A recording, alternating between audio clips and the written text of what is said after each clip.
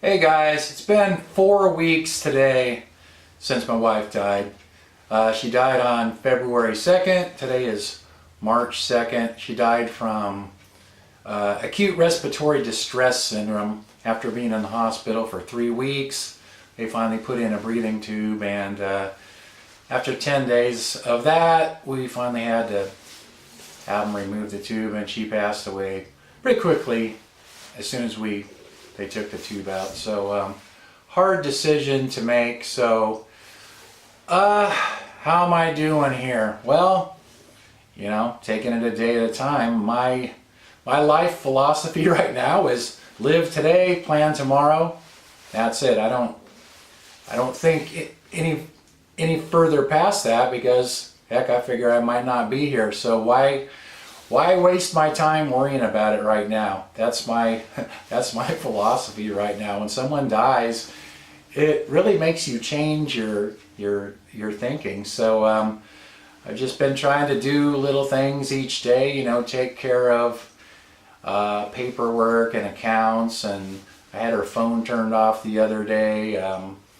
I need to sell the car because I haven't been driving it, and actually she had a phone charger in there with a little light on it. I didn't know that. The battery went dead, so now it doesn't start very good. It does start, but it doesn't seem like it starts very good. So she just bought that car like 6 months ago because she had a lot of chronic pain problems, and she was having trouble with the crank windows in her other car, so she wanted to get a new one, so she got that.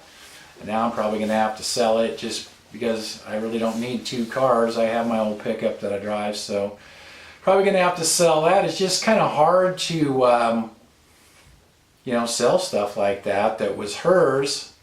You know, there's this little emotional attachment parting with stuff that was hers, but you know, it's really not practical and it's costing me money, so I'm going to have to do that soon.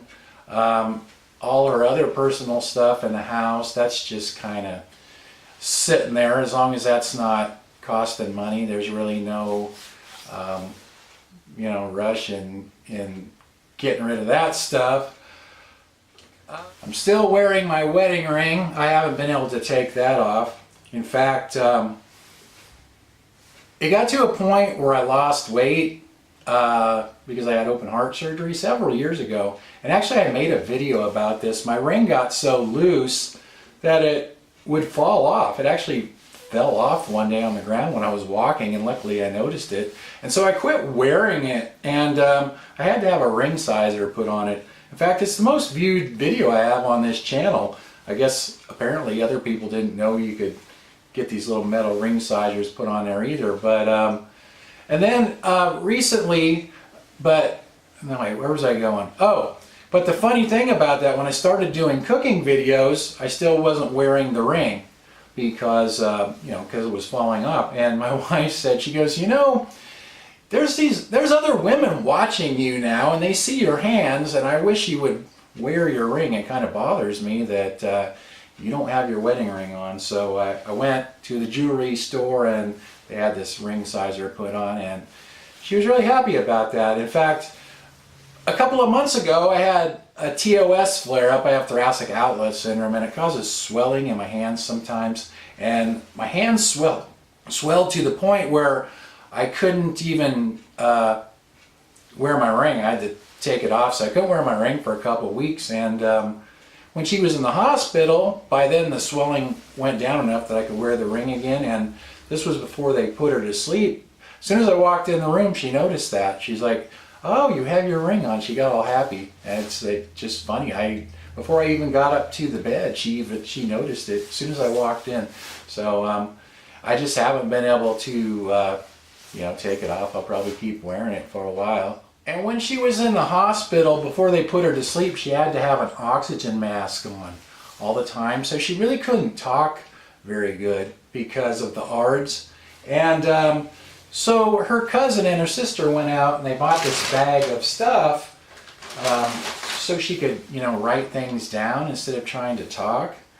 But unfortunately, when they came back that day, that was the exact day, and about the same time they took her in and intubated her. So she never got to use this stuff. That bag's been sitting there, and I really haven't looked through it because it's just kind of been hard for me to look through it. But I noticed this pad. It says, Jasmine, I need a pill to calm me down. So I don't know if she wrote that, or I'm guessing she did. There's something scribbled underneath, but I don't know what that is. Also, there was this dry erase board, and I pulled that out and wrote on it. And you know, I know that she would want me to do good, and so I'm just trying to get up and get moving forward the best that I can. Thanks for watching, you guys, and I'll talk to you next time. Every storm runs out of rain, just like every dark night turns into day. Every